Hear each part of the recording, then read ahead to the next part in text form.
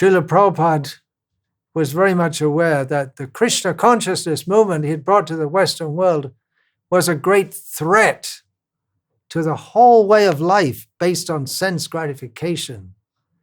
And his teachings and those of the Shastra continue to be a threat, and they'll always be seen as threatening by persons who are attached to sense gratification, which means almost everyone in this world. So I want to read from Śrīla Prabhupāda's purport to Bhagavatam, Canto 10, Chapter 2, Text 20, in which Śrīla Prabhupada states, the Krishna consciousness movement is spreading like wildfire all over the world, and it will go on doing so. Men who are like Kamsa are very much afraid of the movement's progress and acceptance by the younger generation. In a letter that Śrīla Prabhupada wrote on the 30th of October 1976, he said, they are afraid that a different culture is conquering over their culture. In a conversation on the 2nd of November 1976, Śrīla Prabhupada said, this movement is threatening the foundation of material civilization in the Western countries. Their whole foundation is meat eating, illicit sex, gambling, and intoxication. So we're distributing these books of Śrīla Prabhupada in which he gives this message. In his books, he again and again tells the readers to give up sense gratification. And most readers, when they first read Prabhupada's books, it's the first time they ever heard of the word or the term sense gratification, and they might not even be aware of such a concept, even though their whole life is completely dedicated to sense gratification.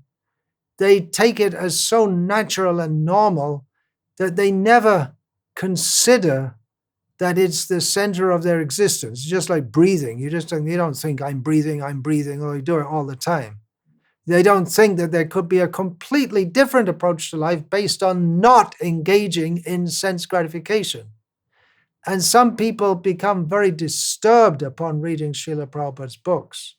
They don't like that message. They were told to give up meat eating, gambling, illicit sex, and intoxication.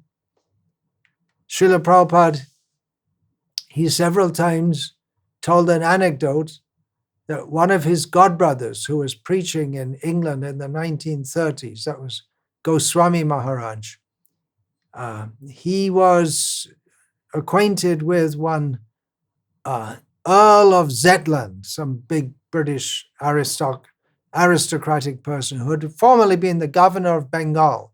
He had lived in India before. So in London, this Lord Zetland jokingly asked Goswami Maharaj, can you make me a Brahmin? And Goswami Maharaj said, yes. So what do you have to do? Then you have to give up meat eating, gambling, intoxication, and illicit sex. And the Lord Zetland, he laughed. He said, that's impossible. That is our whole way of life. So, and that's still true, largely. Of course, there are many pious Hindus here in India and elsewhere. There are people who are inclined to a more spiritual way of life, a more pure way of life. But most people, when they think of spiritual life, they think of some dreamy state in which you take pleasure in nature and have good health and imagine yourself to be one with everything. Or even among Hindus, there may be those who are very pious and inclined to be devotees of Krishna, but they're also very much interested in being what they consider a material success. They want the best of both worlds, which is nonsense because there's no good side to the material world. What's good about a place where there's repeated birth and death? But like I said, there are many pious Hindus, there may be even devotees who are chanting 16 rounds. They have this idea that it's very, very important that we have good income, good job.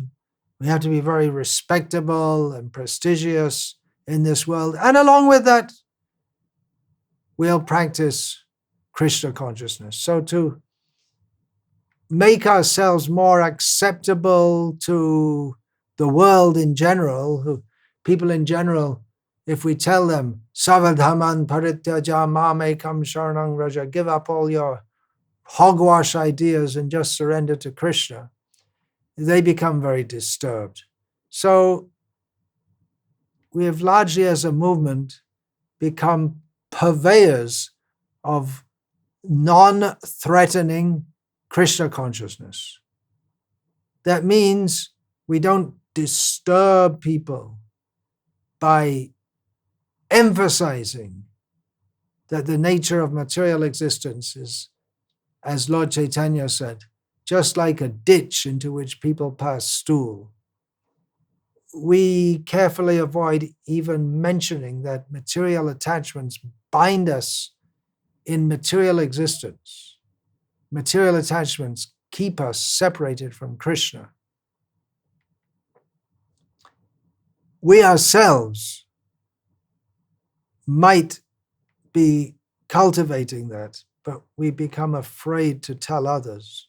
We've so much internalized this non-threatening approach to Krishna consciousness that when we think of ourselves or previously how people were, our devotees were very straightforward in presenting the teachings of Shastra and the Parampara, we become upset when we see how Prabhupada was so strong. We consider that now we should be more sensitive and mature. But when we stop emphasizing that material life or materialistic existence is really nothing, we don't want this, then we ourselves may try to imitate those pseudo-spiritualists who talk about peace and personality development and stilling your mind, getting in touch with your inner child and this and that. And it might look that we're very advanced spiritualists, but we're just copying the stereotype of what pseudo-spiritualists call spiritual. It is nothing very clearly defined and nothing actually conducive to the real path of Krishna consciousness. So we can go through the motions of preaching Krishna consciousness, but we don't make it clear. We minimize the unavoidable reality that we are all attached in this material world to putra dara grihadishu, children, wife, home, and everything else. And this binds us in this material world and keeps us far away from Krishna. Now, again, we have to be somewhat tactful in our dealings. We have to remember that we're trying to give people Krishna consciousness, and you just can't expect everyone to surrender on the spot, especially in situations where the governmental authorities are very suspicious of us, or they may put restrictions on us. We have to be aware of that. We don't want to put all the devotees into trouble. But at the same time, we shouldn't cater to superficial, we shouldn't make it a policy to cater to superficial people who want to play around at being spiritual, but are not serious to commit themselves to do whatever is required to come to the standard of complete surrender to Krishna. There are many what we can call spiritually inclined people who they may chant Hare Krishna with us. That's quite common now. Our devotees, they organize Kīrtans, and they do Kirtan in a very tasteful way, we can say. And we invite people to come, and all kinds of impersonally inclined people come. And they like to chant Hare Krishna with us, and we don't preach. We don't give the message. We give them Kirtan and prasad. Okay, that's good for them, no doubt. But the real test comes when we present the message of Gita and Bhagavatam, undiluted, as it is. That means no compromise with Mayavad, no sense gratification, or at least the clear understanding that we're meant to go beyond sense gratification. We just can't immediately give it all up, but we are victimized in this material world by sense gratification, both gross and subtle. And at least this understanding has to be there that, okay, I'm struggling with my material attachments, but ultimately I have to go beyond all of that and completely surrender to Krishna on his terms. So yeah, it's good to do Kirtan even with pseudo-spiritualists or persons who are influenced by all impersonal ideas, and give them prasad. That's good for them. It's not a bad thing, but our real breakthrough with them, if we can bring them to understand and accept and practice in their life Śrīla Rupa Goswami's principle that he taught, Anya Bhilashita Shunya Bhakti, that we should practice Krishna consciousness with the aim of becoming free from all desires except that which is anukulyena Krishna Anushilanam, that which is favorable for cultivating pure devotional service. So we should always keep in mind, our aim is pure devotional service, and our preaching is aimed at that also. Preaching is aimed at that. Again, it's not that we expect everyone to surrender on the spot, and we do all kinds of things to try to bring people in, attract them to Krishna consciousness, at least get them to hear the holy names of Krishna. But the message has to be given also. We may give the message, just like that example is there, of bitter medicine, sometimes may be given with sugar coating, something to make it seem very nice. Actually, Krishna consciousness is very nice. That's why you're all coming and listening. You're attracted by that. But for materialistic people, the very thought of giving up all this sense gratification and surrendering to Krishna, it may seem to them very bitter. So we present Krishna consciousness, nice festival, chanting. Many people all over the world appreciate.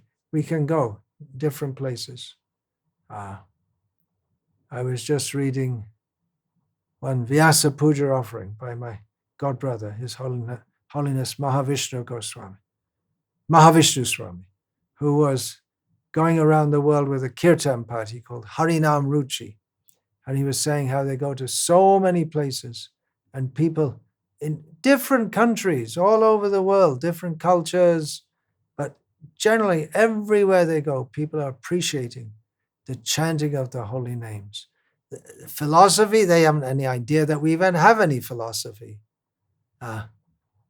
But they become purified by hearing and by appreciating the devotees, even if they think it's just some entertainment, or they think the devotees are crazy, or whatever. There's some appreciation that will help them.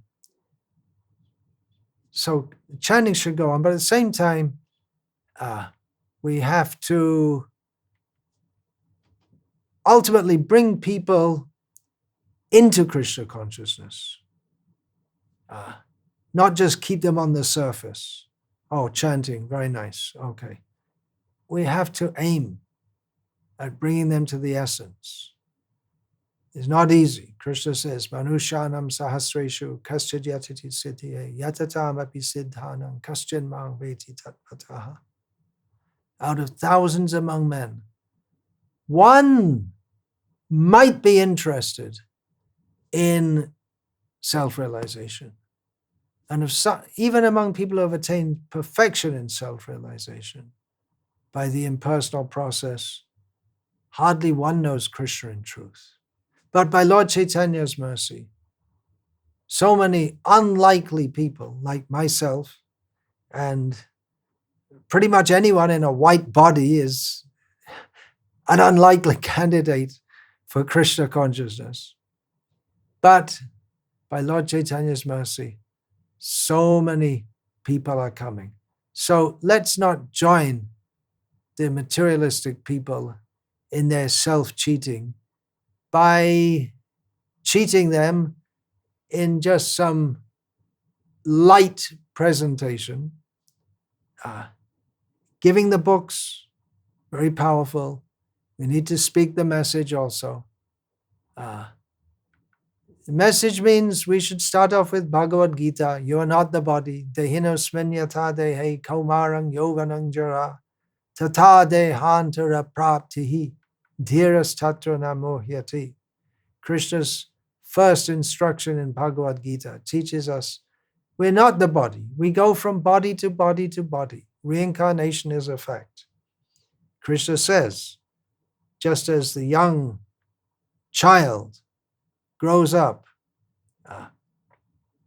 and then becomes a youth and then becomes old and then dies and then goes to another body.